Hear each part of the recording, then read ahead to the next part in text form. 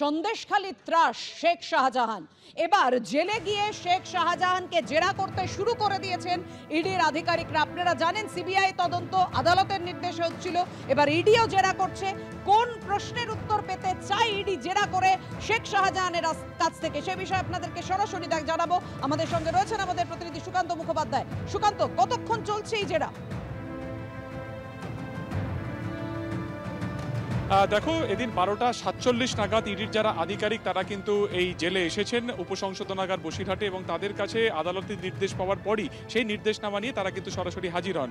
এবং তার থেকে আধ ঘন্টা পর, অর্থাৎ 1:30টার কিছু পর থেকে কিন্তু ম্যারাথন জিজ্ঞাসাবাদ পর্ব চলছে এই মুহূর্তে জেলের মধ্যে শেখ শাহজাহানকে। এবং যে কেসের পরিপ্রেক্ষিতে আজকে জেলে এসে ইন্টারোগেশন বা জেরার অনুমতি পেয়েছে ইডি, সেটি হচ্ছে যে দ্বিতীয় যে এসিআইআর, অর্থাৎ দ্বিতীয় যে মামলা ইডির তরফে দাখিল করা হয়েছে, এটি মূলত হচ্ছে ফিশ এক্সপোর্ট ইম্পোর্ট, অর্থাৎ মাছের ইম্পোর্ট ও এক্সপোর্টের ক্ষেত্রে যে বেআইনি টাকা বা কোটি কোটি টাকা বাইরে সাইফন করা হয়েছে, পাচার করা হয়েছে, সেই মামলাতে সরাসরি কিন্তু নাম রয়েছে শেখ শাহজাহানের। সেই মামলা সংক্রান্ত বিষয় তাকে কিন্তু এই মুহূর্তে জিজ্ঞাসাবাদ করা হচ্ছে।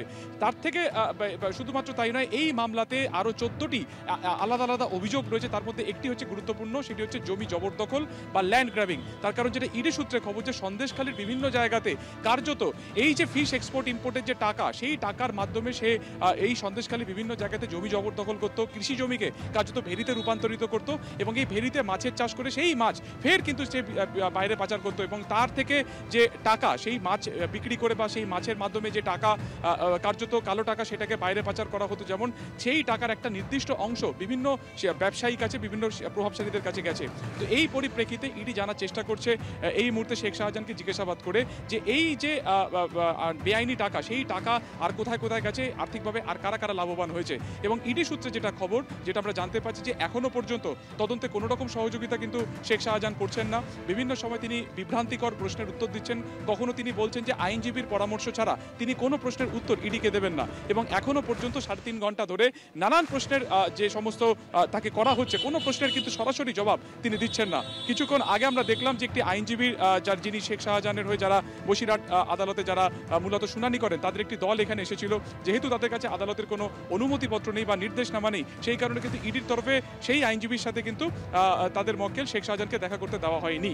এবং আদালতের যে নির্দেশ ছিল যে কোনো সপ্তাহে যে কোনো দিন বেলা 11টা থেকে বিকেল 5টার মধ্যে তারা আসতে পারেন, আজকে কিন্তু সেই নির্দেশ হাতে পাওয়ার পরই মাত্র 100 মিটার দূরে হচ্ছে এই জেল, তারা সঙ্গে সঙ্গে এখানে আসেন, সেই নির্দেশ কপি সুপারকে দেখানো হয়, এবং 1:30টার কিছু পরে কিন্তু শুনানি শুরু হয়। আমরা জানি যে গত 5 তারিখে রেশন দুর্নীতি মামলাতে ইডি যখন আকুঞ্জি পাড়াতে যায়, তখন তাদের উপর হামলা চলে। সেই মামলাতে পরবর্তীকালে সিবিআই এর কাস্টাডিতে থাকার পরে অবশেষে বৃহস্পতিবারে তাকে 12 দিনের জেল হেফাজত দেওয়া হয়। এবং 48 ঘন্টা পেরোতে না পেরোতে ইডির এই যে তৎপরতা, আজকে ইডির মুখোমুখি কার্যত জেরাতে পড়তে হলো কিন্তু শেখ শাহজাহানকে। এবং যেটা আমরা ইডি সূত্রে জানতে পারছি, যে তাকে প্রশ্ন করা হচ্ছে এই ল্যান্ড গ্র্যাবিং সংক্রান্ত, ফিশ এক্সপোর্ট ইম্পোর্ট সংক্রান্ত, কিন্তু কোনো প্রশ্নেরই উত্তর কার্যত কিন্তু দিচ্ছেন না শেখ শাহজাহান। এখনো পর্যন্ত প্রায় 5টা বেজে গেছে, অর্থাৎ 3.5 ঘন্টারও বেশি সময় ধরে ইডি আধিকারিকেরা ভেতরে রয়েছেন। এখন দেখার এই ম্যারাথন জিজ্ঞাসাবাদ পর্ব আর কতক্ষণ চলে।